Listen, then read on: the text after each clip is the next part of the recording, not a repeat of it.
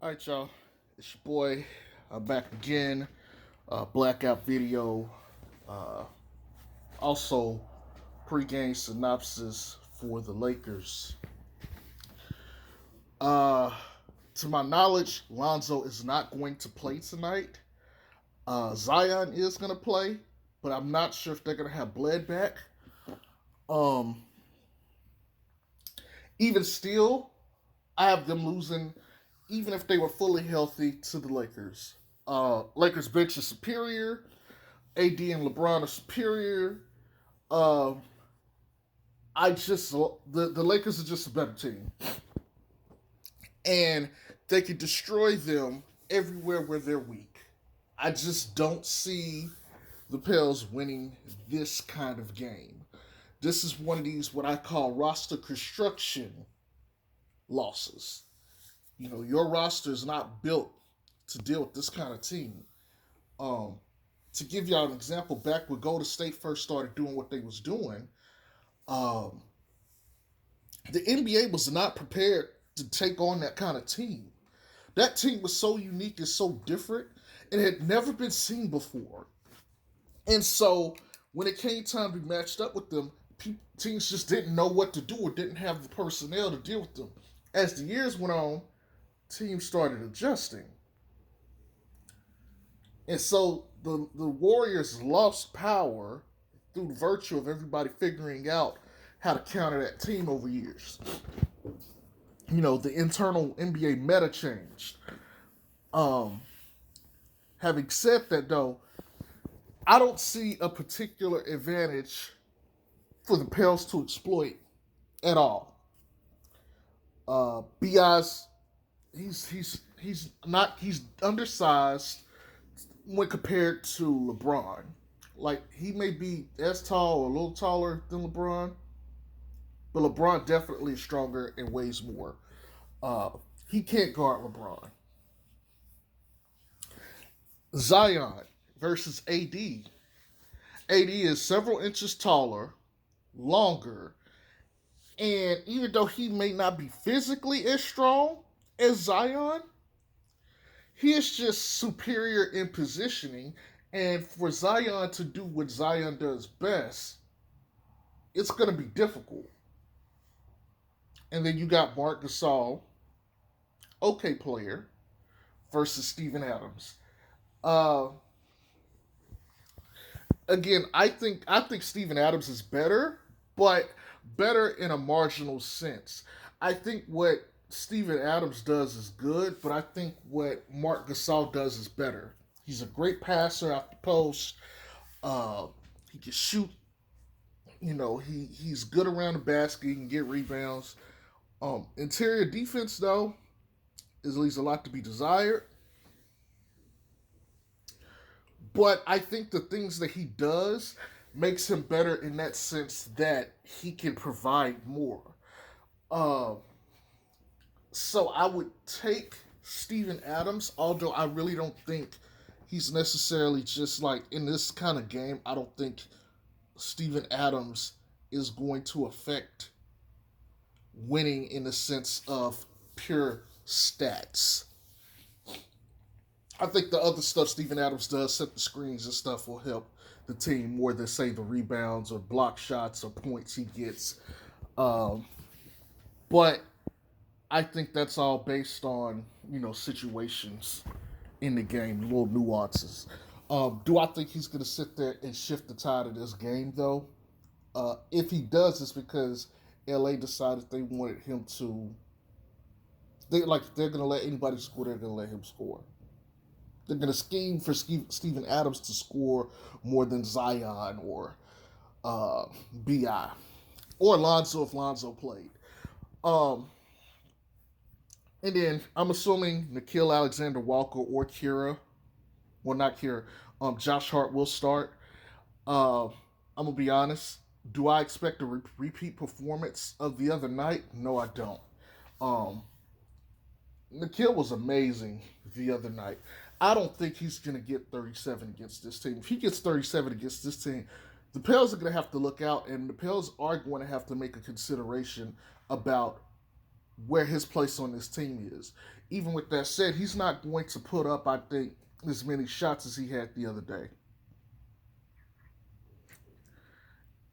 If he does, like I'm gonna be honest, if you got Nikhil Alexander Walker, he's dropping 30 something points every game. I don't get how he's not better than Bi or Zion. Like a point guard who can space the floor and hit from three at an extremely efficient high clip in all three levels already at a younger age. Um, Nikhil is 21. He's like a year or two behind Beyond Zoe. So experience wise, people got to keep that in mind. Nikhil is not 20 like Zion. He's 21 going on 22. He's right there. He's basically like a year or so underneath Zoe and Bi. As far as lifetime experience, he's right there with them. So he's got more. He's a little bit more mature. Um, Kira Lewis, I don't think he's gonna get or have this super big game. Of course, his physical stats will jump off and will carry him, but I don't want people thinking, okay, he's gonna go out here and get 20 something a game. If he does, I'd be shocked. But you better believe the Lakers are gonna game plan for Nikhil Alexander Walker. Um, you better believe that shit, especially if he's getting big minutes. Um, Again, all this is assuming Lonzo doesn't play. Um, and even if Bled plays, I don't see Bled like scoring against the Lakers internally when they have AD there and Marc Gasol. I think it's going to be a challenge, even though I think their interior defense sucks. Well, don't suck, but it's not as good as it could be. Like last year, you had LeBron, AD, JaVale, LeBron, AD, Dwight. You know, I think Marc Gasol offers some cushion there where you can actually win your matchups. If Zion gets in there, he has to play Marc Gasol. I think Marc Gasol is going to be better at keeping him out of his initial position to attack and everything, which will allow other players like AD or LeBron to recover help. But I don't think 101 he could actually limit Zion. So we'll see. Marc Gasol, he's a high IQ vet. He might know some tricks. He might be able to pull some things off. So I always want to give my vets like him respect and credit because they've seen the game, they played the game, they understand the little technique and nuance things. So I always like to, whenever I do these synopses, when I consider veteran players, I like to give them the respect that they played the game, they've been around the block, so they know all the little tricks and trades and stuff of the game. But Lonzo not playing, definitely winning, not winning. Even with Lonzo playing, definitely not winning. Uh, I just did like this is the fifth loss for the Pels. Uh, you know, I would rather the Pels be at full strength to play this team so we can gauge who they really are. But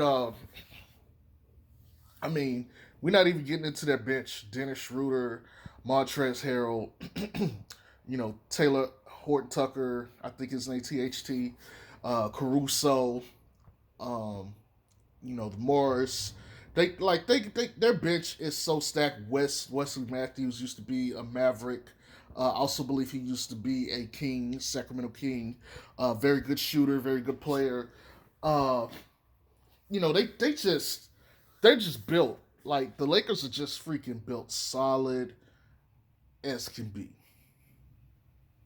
There's just a really solidly built team. They can play multiple ways. They can adjust. They're flexible. They can play small ball. They can play tall ball. Um, it's just like there's not much they can't do. They can adjust to you and beat you how they need to. If they need to shoot threes, they can shoot threes. If they need to play inside out, they can. You know, if they need to move LeBron to point guard and let him just bully the other guards, they can do that. They get you the foul. Like they're just too good. That's why they have the best record in the league. If I'm not mistaken, they're 10-3 right now. That's why they have the best record in the league. Teams like that are just they're just good. And Pels are not equipped to deal with that. They're just not. There's so much money in other places on the Pels and they don't have it on their bench. Like, for all intents and purposes, the Lakers invested in their bench, but the Pels didn't. And we're starting to see it pay negative dividends today. So, with all that being said, this is my pregame synopsis. Uh, I expect the Lakers to go in and do what they do, beat the Pels. I expect the Pels to keep it competitive if Zion and Bi play. Uh, here's my thing to cooperate with my video from yesterday. If Nickeil Alexander-Walker goes in and gets 20-something points, the chirps are going to be louder for him to start over Lonzo. And I'm not saying I don't want him to get his points because I support Nickeil like I told you guys. But I do not want this internal war between Nah and Zoe. And it's not really Bled because most of what I'm hearing is a lot of people would rather start Bled. Like the people who are a fan of Lonzo would rather start Lonzo next to Nah. Uh, but those who don't like Lonzo or think he's a quote unquote role player, like a bench level role player, would much rather have Bled and Nah instead. I don't like this rock, paper, scissors esque game that's being played with these guys. Like I said, I would much rather them all work together to get the job done. Uh, but if Nickeil goes out there and get 20 something points, there's going to be a whole lot of from the fan base saying we need to start now and he needs to start over Lonzo. And if he does it, if Lonzo goes out there and he's not attacking the basket, or if he's getting jumper happy, we need to let Nickeil play his minutes. That's going to be the thing. For all intents and purposes, like I'm happy Nickeil Alexander-Walker is having success. But for people who like Zoe, it is the worst thing that could have happened this season because now the chirps are going to get louder. And I can say this for a fact. If Nickeil Alexander-Walker has a bad game, it's going to be, well, he's a second-year player, yeah. Every excuse is going to be made, So be on the lookout for that. Having said that, again, this is my blackout pregame synopsis. That's all I got for you guys.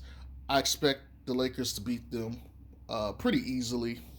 But I do expect it to be a well-contested game. And this is even at full health, I'd still expect them to win. So y'all have a good day. Peace.